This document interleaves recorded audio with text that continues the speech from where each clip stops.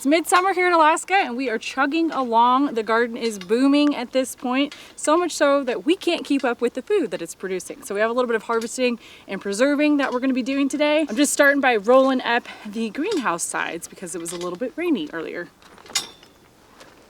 There's some really big ones on that side. You can drape yourself in that guy. Okay, we're grabbing some greens for the chickens. We actually try to do this like once or twice a day. The chickens will just completely demolish a big old batch of greens if you bring it to them. The plants are super big, so we're able to pull from them and it is not a problem.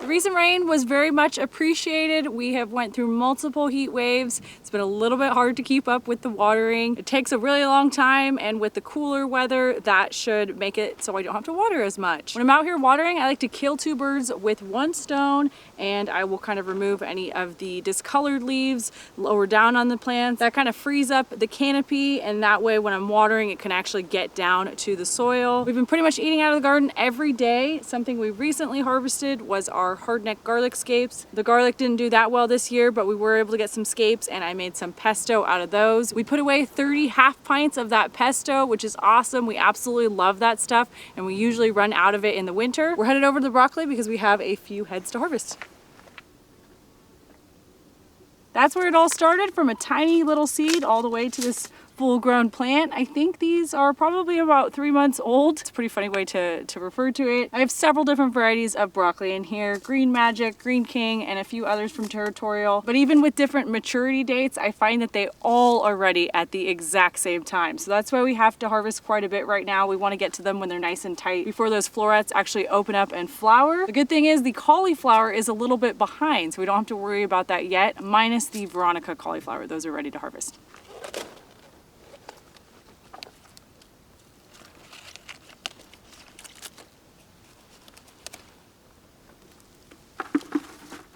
That's a good example of one that's gone a little bit too far, but they are still good. A lot of these broccoli varieties have side shoots, so you get more broccoli than just the head.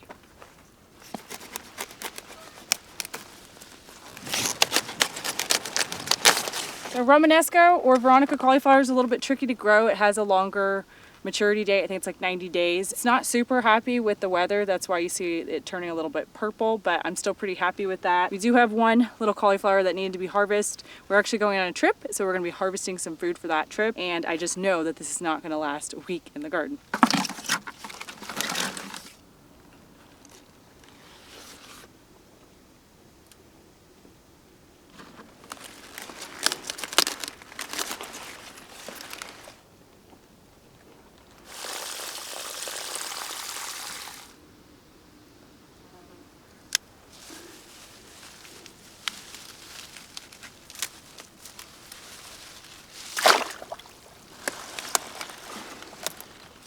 Pretty soon, yeah.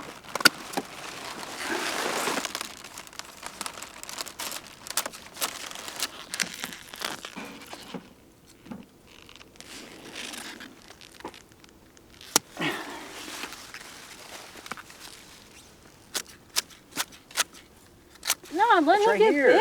Are you trying to, seriously? Yeah, I'm trying to let him get big, man. It already is. There's another nice one right here, a white one. I gotta pick some beets. I'm picking these crowded ones right now because they're like someone messed up and didn't fit in good enough. You know? Yeah, well, this one's crowded too.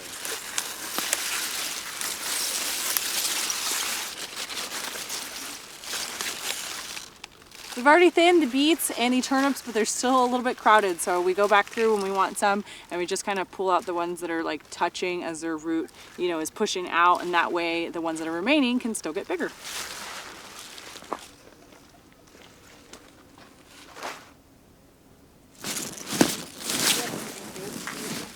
I meant to pick a big one, but I got small too. I don't see that many new flowers. I would assume that they will continue to flower once it gets cooler again. Sections, since we already have some from.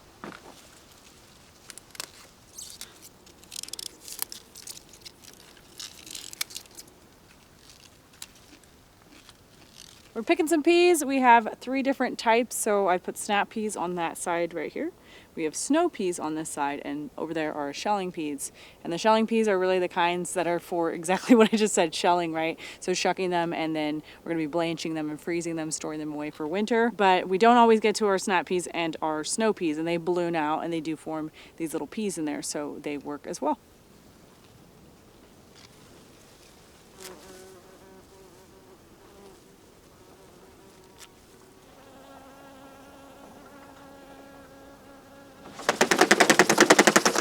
Got to harvest a few things from here, cucumbers, peppers, some herbs. Typically, I've actually been leaving that door and our roll-up sides open almost every day, especially when it's really hot. We don't have our fans hooked up yet for the greenhouse, and it's actually been fine on the heat waves. It does get pretty warm in here, but it's nothing that the plants can't tolerate. We do plan to have that hooked up next year. The roll-up sides have been amazing, so I absolutely love those. If we're home and it is cooler, I can roll them down at night, and then it will heat up a little bit more in the morning in here, which is nice for these plants. Eric had the genius idea to hang up our mesh drying racks in the greenhouse. We had them right there, but it started to rain. So we're going to move them indoors, go off one of the truss supports. We have some nasturtium in here, some calendula, some pineapple sage, and it looks like mint on the bottom.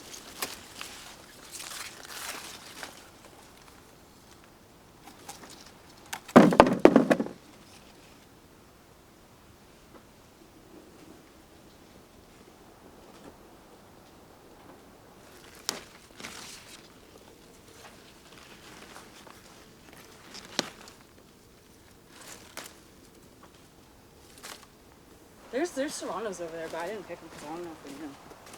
Where's that bell pepper? Sweet banana. Sweet banana. Here's a spicy pepper right here. Here's a spicy one right here. Looks like a jalapeno.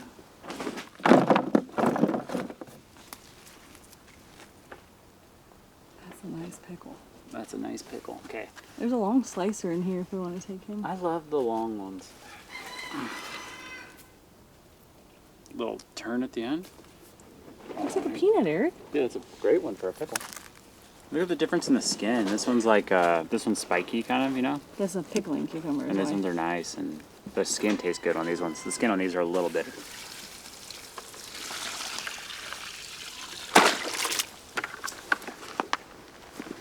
This one up.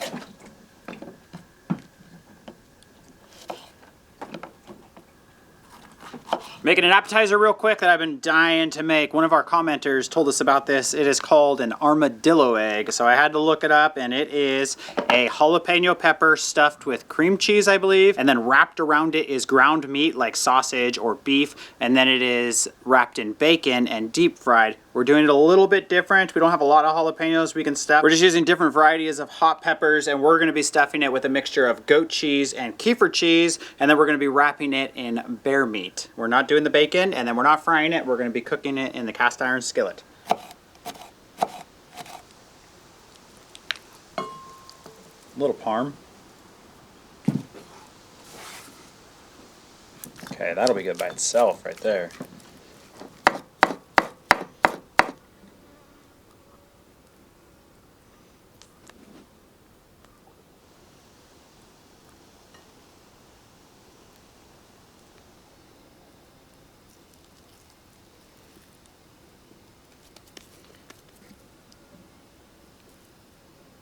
Egg of an armadillo, huh?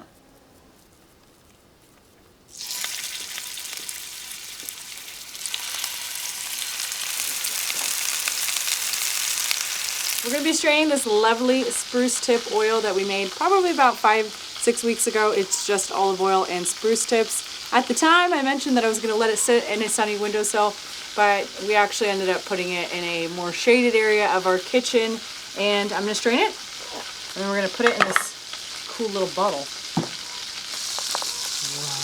spruce tip infusion.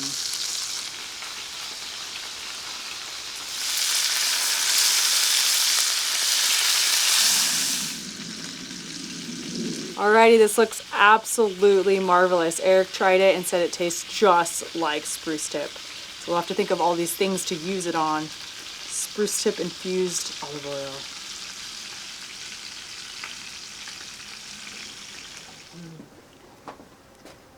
Oh, they smell really good, Eric. Can I use a knife and a fork for mine? Oh yeah, for sure.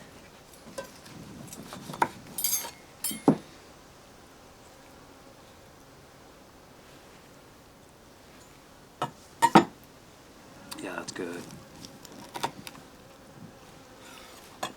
Oh my gosh. So that pepper is not too spicy. No. It's a mild pepper. Ooh, that jalapeno one's got some heat afterwards. I imagine Whoa. The jalapenos are hot. It wasn't hot at the beginning at all. Well, it's safe to say that armadillo eggs are a new favorite around here. We like jalapeno poppers, but those were like a jalapeno popper, but just way better. And back in the spring when we went on a waterfowl hunt, we were lucky enough to harvest this sandhill crane, and we've got them out of the freezer. We're finally gonna make a good meal with it. This is a highly sought after meat in Alaska. In fact, it's often referred to as ribeye of the sky. Let's cut into it and see what she's looking like. Is it a he? I forget. Oh, look at that nice dark meat. That's the breast. That's a nice chunk of meat. Look at all that meat.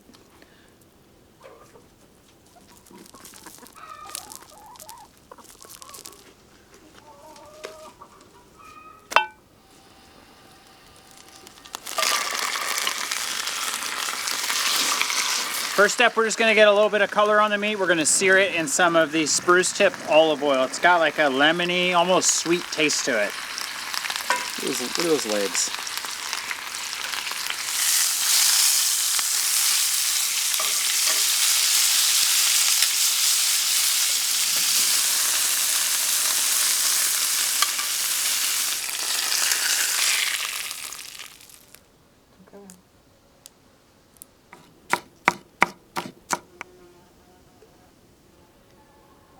We're doing this crane right. So far we've browned them. We've added more of the spruce tip olive oil. This is fermented garlic honey. It's absolutely out of this world. And then we're doing a bunch of good herbs, Cuban oregano, basil, rosemary, and parsley. We'll hit it with some salt and pepper. It's going in the oven pretty low, about 300 degrees. We'll see how long it takes. I'm thinking 2 or 3 hours.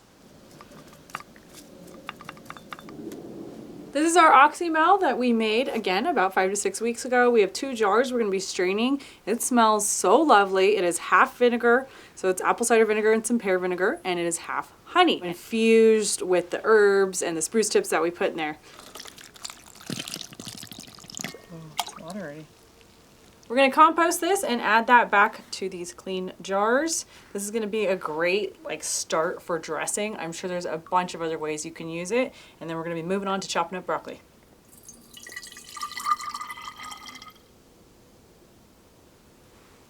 And then switch over. We're probably going to do the Veronica on the same mix and match, or do you think you want to keep her separate? That's good, that's good. Something like that.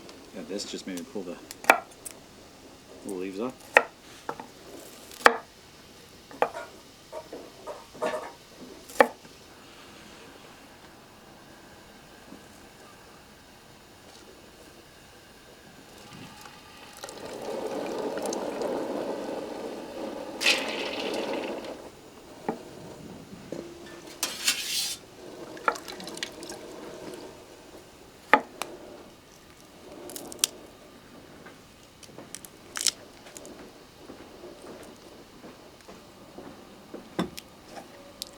I estimate that's like...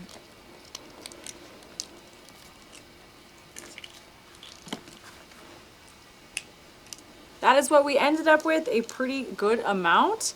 And most of these are shelling peas. Some of them we actually did a few days before. Some of the shelling pea varieties that we're growing are 𝐂𝐢𝐻𝐸, Sienna, Laxton's Progress, and one of my favorites, which is Lillian's Caseload. Eric's gonna blanch these for, I think, 1 to 2 minutes.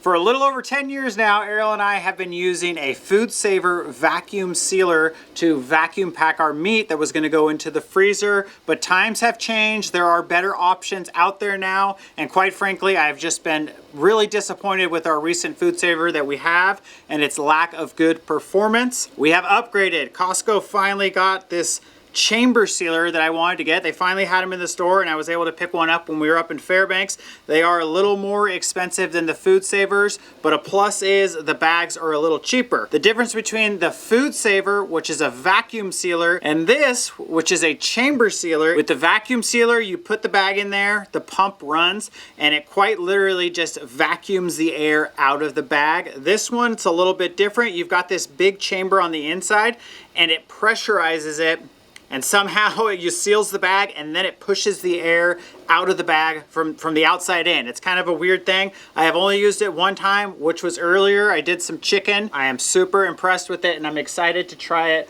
on these veggies we've got here.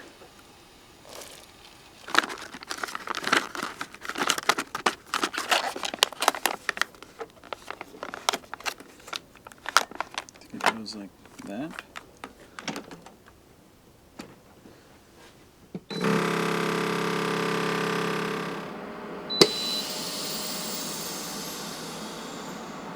And just like that, you have some amazing vacuum-packed food that's gonna last a lot longer. I've noticed that this one pulls out, I mean, it's insane. It pulls out all of the air. It gives you a great seal. It does like a double line with the seals. That was one of the problems we were running into with the Food Saver, is our seals were breaking. Also, it wasn't really pulling out all of the air in the first place, so our food wasn't lasting as long. And when you go through as much effort to get your food as we do, which is either gardening and growing it, or hunting or fishing for it, you want it to last as long as it can last. So I'm pretty stoked to have this. It's got different times for the vacuum time. It's got different times for the seal time. We'll have to experiment. Right now I have it on 40 seconds of vacuum time and a seal time of 5 seconds, I think. But I think I'm gonna turn it down to 30 seconds of vacuum time and we'll keep on going.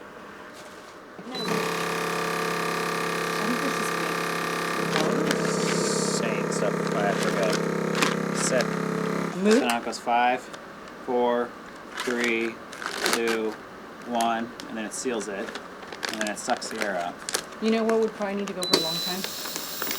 Something with a lot of texture, like, I guess you could say authentic.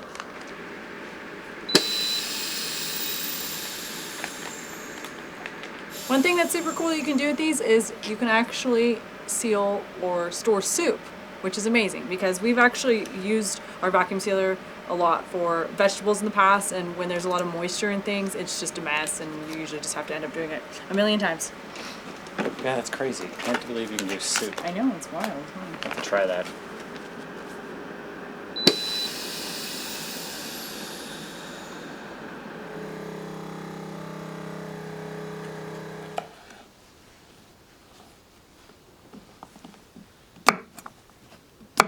We are moving on to fermented pickles. I guess the correct thing would be to say is fermented cucumbers. We've actually never made these before, so I'm pretty excited.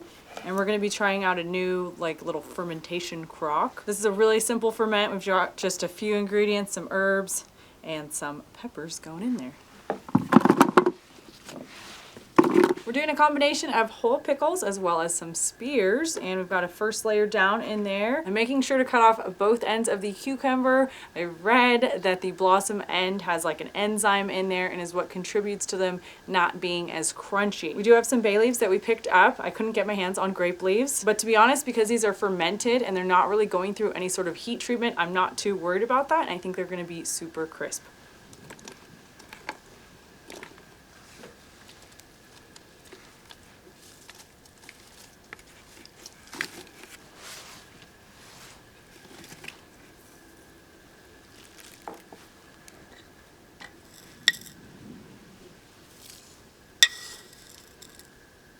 Whenever you're making a ferment, there's really no wrong or right amount of salt to use. We're going to be using some sea salt this time. I've got 10 cups of like lukewarm water right here. I think that's going to be enough to cover our pickles. We started with 5 to 6 tablespoons of that salt. We'll see if that's enough. Salty.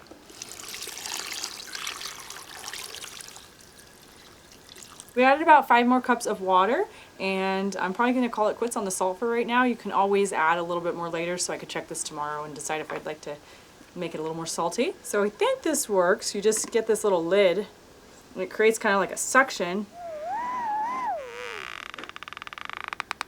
Wow.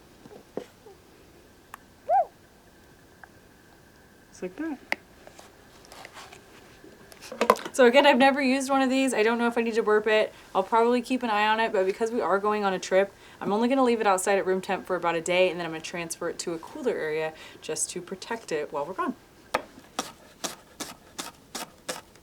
I am working on a few dressings for our trip. We like to make a lot of our own dressings and condiments. Sometimes we cheat and get them at the store. But today we're going to be making something kind of like ranch. And then we're also making a pesto dressing for a salad that we're going to be having. So the ranch is going to have some sliced celery, some dill, some parsley, a bunch of green onions, a little bit of goat cheese, and lemon juice. We also have a really good, probably like a cup of kefir cheese in here to start with, and it's really thick. You know, I used an immersion blender. It's kind of the same consistency of sour cream right now.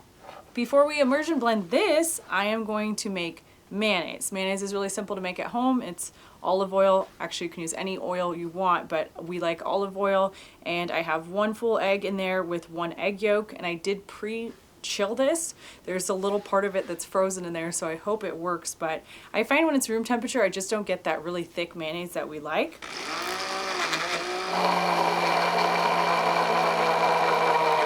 So we're gonna add some of this to the ranch and get it immersion blended, and then we're also saving some for the other dressing.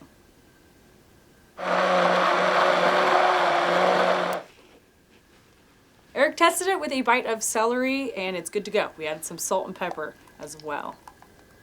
Dressings for salads and other types of salads, we're going to be making like an orzo and vegetable salad, are super simple to make. So you can use balsamic, olive oil, some vinegar, really anything you want. We're going to be using pesto. I have some garlic skate pesto in there, and then we have some more of our other pesto.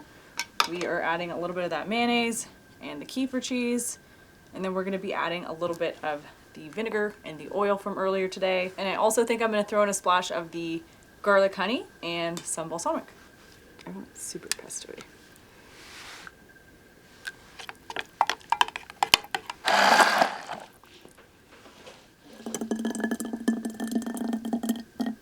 You guys, this turned out great, like creamy, delicious pesto, and we're gonna get things cleaned up. It is finally time for dinner. Sandhill crane went for about 4 hours. Arielle had the idea to cover it up with some foil to preserve some of the moisture in there. We have never had the crane. Excited to try this one. It's 10 o'clock at night. This is pretty typical of our life, so usually we don't sit down and eat until pretty late. And yeah, we roll out of bed a little bit late sometimes as well. Sometimes we don't even sit down to eat. All right, we're gonna take this little drumstick slash thigh. We're gonna start with that. The reason we're eating these, the little drumstick and thigh and then the wing, is we're kind of saving the breast and some of the other meat for some sandwiches a little later on. No ranch? Okay, fine.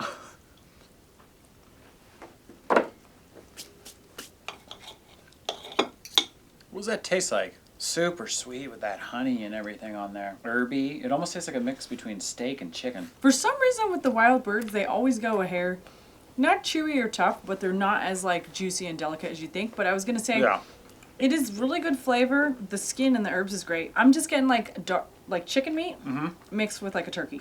Like a chicken, like very, not bland, but you know what I mean? Average. Yeah. Like a chicken met a turkey. It's dark meat. It's all dark. It's really delicious. I like it. That skin. I do really like it. The skin's crispy too. It'd make great for... Here, hold that little... You know, what's those things at the fair? Hold Turkey that. legs? No, I'm asking, just hold that up. Yeah, smoked turkey leg. That's kind of what it tastes just like to me. The average person would say this is far better than waterfowl, but I love duck. But this is probably superior. I'd say it's yeah. It's just more like... It's more like the goose. Yeah, it's really good. The breast meat's gonna be the best too. But the truth is, it's just... It tastes like crane. It's just good, yeah. I can't really... I'm not gonna lie, there's not a lot of meat on the wing. No. They're real thin, but Others. we're gonna give it a go anyways. No game. And for some reason with this particular animal, there's no wild flavor coming through. Just real. You should try that. It tastes like a barbecued chicken. That's up my alley. It does. It tastes like that's been in like someone's like, what are those things? Those smokers for like all day? Wading bird? Oh yeah, it's called a wading bird. Because they wade. They don't foul, yeah.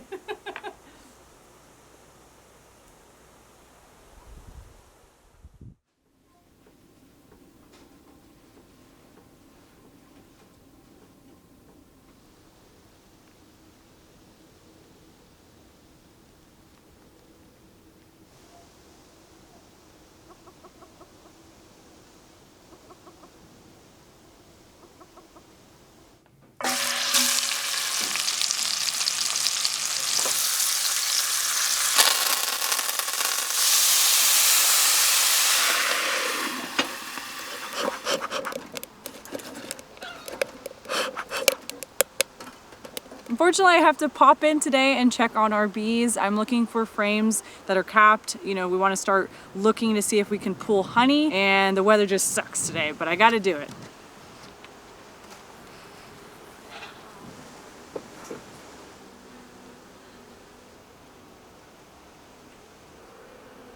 So it looks like we were a little bit early. They're working on capping that honey. This whole top box, which is their super, is full, which is awesome. We're probably gonna be able to take all of that. We just gotta wait a little bit. You know, right now it's just still in that finishing stages. And you can actually tell the bees are utilizing it because it's such bad weather out here that they're not out foraging today. I am gonna check this next box underneath just the outer frames because they do store honey there as well. And just see if we have one that's capped, and we'll pull it for now, and then we'll wait until we can actually get all the honey that we wanna harvest, and we'll spin it.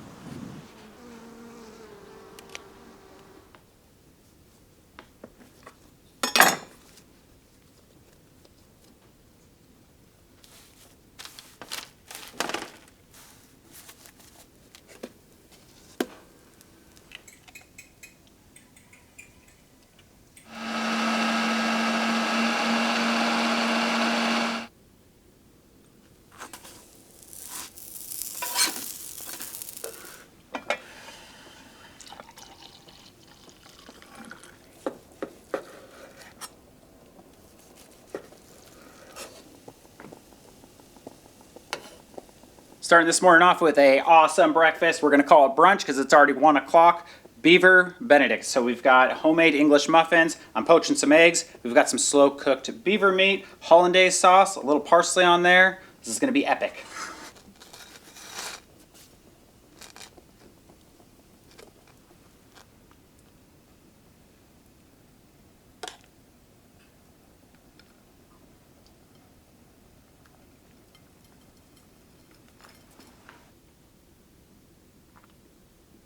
We're in the garden harvesting some rhubarb, and it's pretty exciting. The flowers are finally all coming to fruition. We've got a really gorgeous one right here. It is called Love in a Mist. It's a pretty cool flower. We also have a really cool one over here.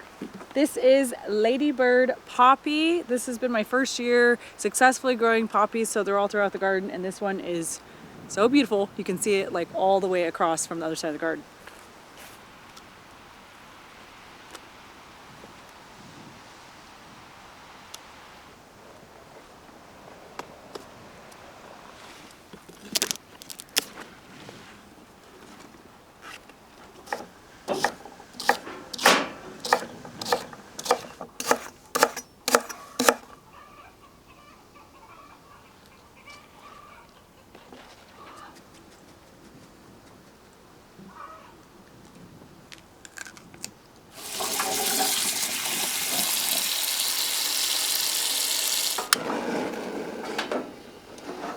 We're gonna be making some rhubarb and rose petal syrup. Pretty excited to try it. I've never made it before, and it actually wasn't that good of a year for the roses, the wild roses, but we did manage to get some rose petals. Eric helped me pick a whole bunch of them back when they were in season, and they are a little tricky to store. You can dry them and you can freeze them, but in order to retain that real beautiful color, I froze them in some water, and they turned out awesome. And the reason I did that is because I knew that I was actually going to utilize this water later while making the syrup. So that's exactly what we're doing. We've got the rhubarb chopped up. It's going to be on a low simmer. We're just going to cook it until it kind of starts to break down. We're going to do even less cooking with these rose petals. We just want to be real gentle. I'm going to let that ice thaw, see if we can get them out of this neck, make a tea with it, and then we're going to combine everything, add some sugar, and make a syrup.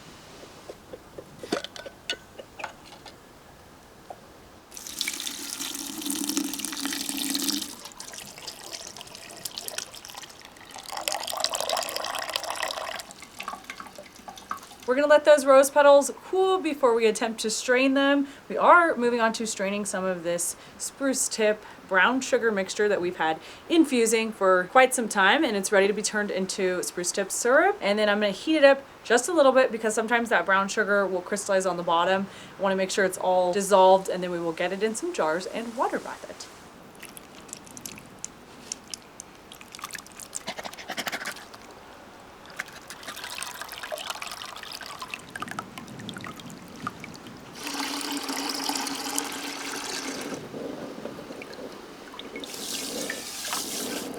We've added about 2 cups of sugar and 2 cups of honey. We're getting things heated up. We're gonna be able to water bath these both at the same time. And I saved some of those rose petals because I wanted some chunks in there, little petals floating around in the syrup. We're gonna get this to a consistency we want. We may have to like simmer it to get it to evaporate some of the liquid.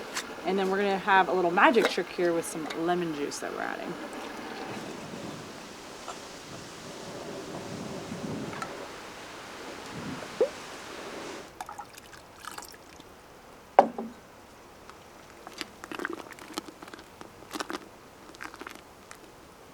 Well, that didn't quite work out like I hoped. Usually when you cook the rose petals, they'll turn a really dull color, and then when you add the lemon juice, it like vibrants them back up. But I think it didn't work because the rhubarb was already such a bright color. And this stuff is absolutely fantastic. Tastes like sweet and sour with a hint of floral, if you can imagine that. And the spruce tip syrup is the best we've ever made. It's the most concentrated, and it may sound funny, but it has like a toasted banana flavor.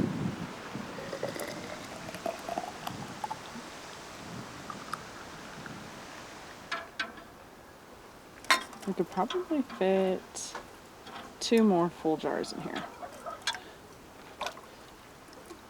Oh, just a little more water. Those jars are going to process for 15 minutes, and it's going to be 2 batches because we ended up with a lot of that rose rhubarb syrup, which I can't complain about that. I'm going to work on a batch of some wild soda for us. It's great timing too because I also have to turn over our June tea, which is a fermented drink that we make here. And what we're doing is kind of a combination of a secondary ferment with this June tea, and we're also using our ginger bug. So ginger bug you can use on its own. It's a fermented yeast and sugar mixture. You just literally feed it daily with a little bit of sugar and some fresh ginger. This is used to make sodas, but I've found kind of combining them both really gets a really cool flavor. And we're also going to be adding in some of that syrup. Another scobe. We divided the SCOBY. It's back in this half-gallon jar. I usually make half batches of June tea because it turns over so fast and it does use a considerable amount of honey, but I did make a more gallon full-size batch just because I was anticipating that I wanted to make this soda. So there's honey, water, and green tea in here. This stuff is really good on its own. You can see it's really cloudy at the bottom. We're gonna make sure to add that. This is an opportunity just to add some more flavor though and get a hair more carbonation, but truthfully it's the ginger bug that does that.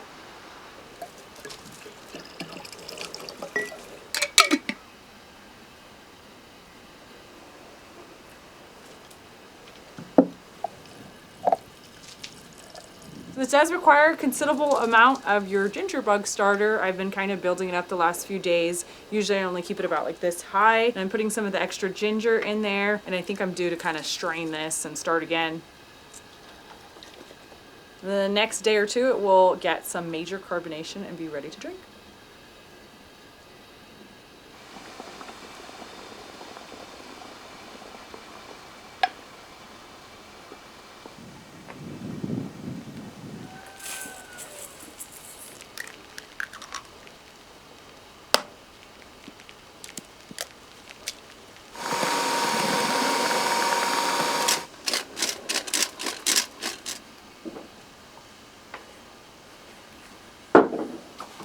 We're making a Swiss roll cake for tonight. This is the vanilla batter. We're gonna get this in the oven and then we are working on lunch/dinner.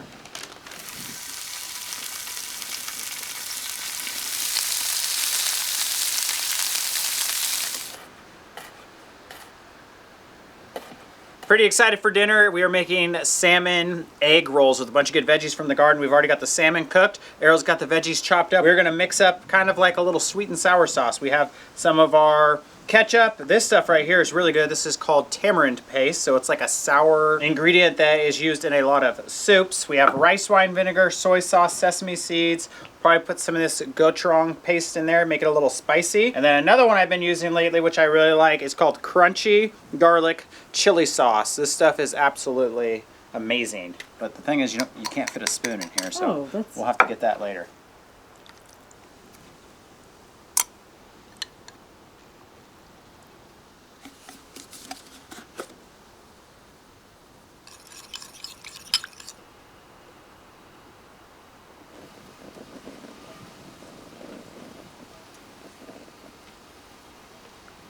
Just a few simple ingredients into our egg roll wrapping papers: flour, baking powder, and salt and water. It's really thin. We're gonna see if it works like this. We're brushing it on. Looks like it's just about ready to flip already. Come on, come on. You did it, huh? Decent, decent. Messed up the flip.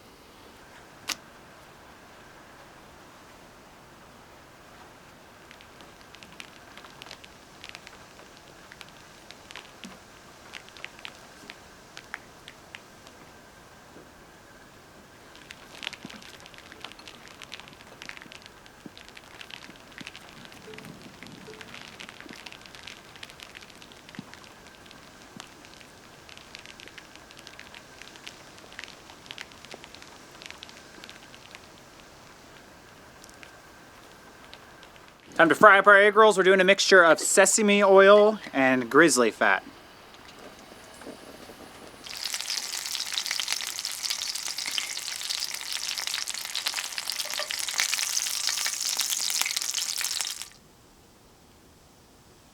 Unfortunately, we had a little rain delay. We had to cook these inside. It's getting a little wild out here. And we were enjoying this dinner with a very special lemonade, Myers Lemons from California, courtesy of Arielle's aunts, all the way up here in Alaska. And we put some of the rhubarb rose syrup mixture in here, so it's like a pink lemonade. Absolutely delicious. It's the best lemonade ever. And these rolls are beautiful too. That wrapper turned out super nice how Eric fried it. I was going with this one right here. There's no sense waiting around. Thank you, honey. Oh, that's an egg roll. Is that not the best egg roll? Whoa, what's like soft in there? The veggies? They're soft? The salmon, no? No, I didn't even bite the salmon. Look. That's the dough. Oh. We're gonna have to use a spoon on yours. The dough is really, or the roll, the wrapper, is really good. We've never gotten them that thin before. That's definitely the way to do it. Mm-hmm. And they puff up like super nice. Is that not really? Mine's gone. Tastes just like an egg roll. You know, they're almost live. Not like a churro, like a little bit crispy on that side and a little softer on the inside. Is that what a churro's like? Sure.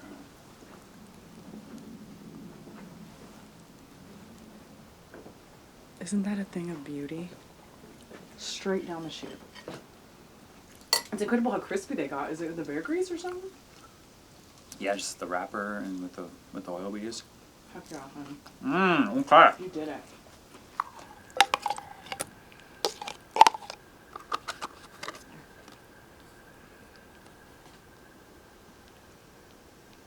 We are making the filling for the Swiss roll, and we have mascarpone, we have some goat cheese, honey, and kefir cheese in there. So we make kefir here, we have kefir grains, and when you turn it over, you can put it in a bag and strain out the whey, and it will thicken up. You can just choose how thick you want it. Sometimes we make it like actual ricotta cheese, sometimes I pull it a little bit sooner, and when you immersion blend it, it turns into the consistency of sour cream. It's amazing. So we're gonna mix all this up with an immersion blender and get that on the cake. Here we go.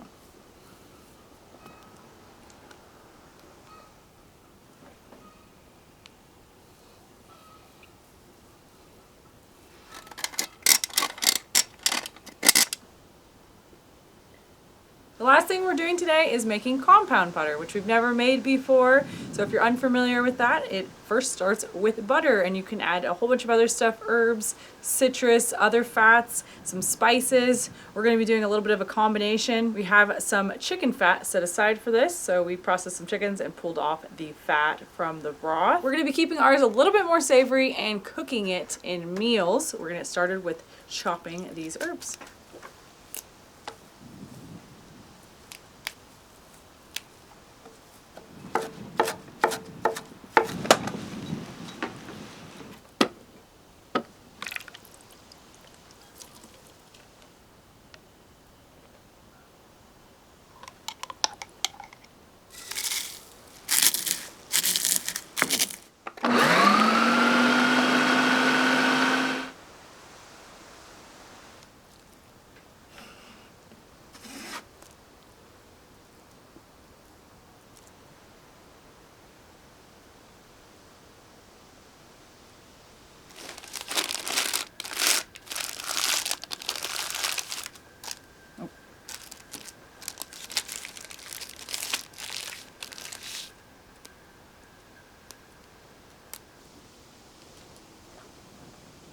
how sticky this one is.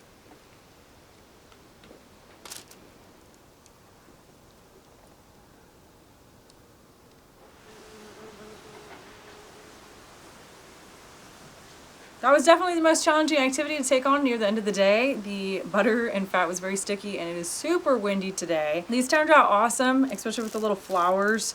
It's helpful if you put those on and then kind of like put it face down on the waxed paper. It's not much different than the herb butter we would make in the past, but it is a little more flavorful. And let's try and remember all the ingredients we put in them. So the first up was parsley, tarragon, basil, lemon. We put some honey mustard in there, salt and pepper, and some dried yellowfoot chanterelle mushrooms. The second, tried to kind of label them differently with the flowers. We did oregano, sage, thyme. Eric added chipotle powder and some smoked paprika. We also added some of that fermented garlic honey, and then we finished it off with some green onions. We're gonna be putting these in the freezer, and then you can just take a little slice when you want to use it.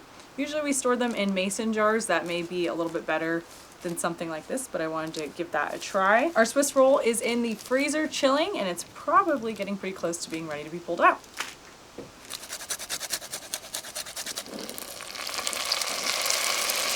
Wow.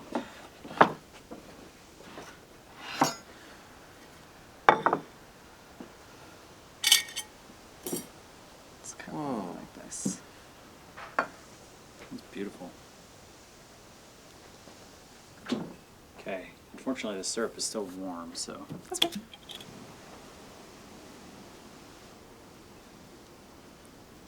Another night, about 10 p.m. out here, so we are definitely done for the day. We're gonna enjoy this, and thank you guys for coming along for these past 2 days of cooking and eating and harvesting. All right, I'm excited to try this rhubarb. We don't get rhubarb very often. It's very sour, but in a good way. You know, I touched the sponge. The sponge was good. Not a huge dessert fan, but. Oh my god. That's like one of the best cakes I've ever had. That rhubarb's so good on there. It's given me a vibe of something I know. Just the rhubarb itself with the lime was very good. It's good cold. Like the cake's cold, you know? Mm-hmm. That's what I needed. Whoa. Yeah, all you gotta do with that rhubarb is just cook it a little bit, right? Our first Swiss roll.